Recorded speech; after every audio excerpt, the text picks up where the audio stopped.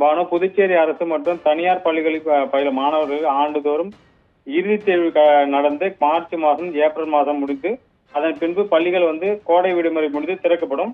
ஆனா அந்த சட்டமன்ற பாராளுமன்ற தேர்தல் வருவதையொட்டி புதுச்சேரியில் முன்கூட்டியே தேர்தல் நடைபெற்று பள்ளிகள் தேர்வு நடைபெற்று விடுமுறை விடப்பட்டது. ஆனால் கடும் வெயில் காரணமாக புதுச்சேரி அரசு மற்றும் தனியார் பள்ளிகள் 12ஆம் தேதி திறக்கப்படும் என்று அறிவிக்கப்பட்டுள்ளது. ஆனால் 6ஆம் தேதி திறக்கப்படும் என்று அறிவிக்கப்பட்ட நிலையில் இப்பொழுது புதுச்சேரியிலிருந்து 101 டிகிரிக்கு மேல, 100 டிகிரிக்கு மேல வெயில் தாக்கம் அதிகமாக இருப்பதால் அனல் காற்று வீசுவதனாலும் புதுச்சேரியில் இருக்கிற அரசு மற்றும் தனியார் பள்ளிகளை சேர்ந்த அனைத்தும் ஜூன் மாதம் 12ஆம் தேதி திறக்க புதுச்சேரி கல்வித்துறை உத்தரவிட்டிருக்கிறது.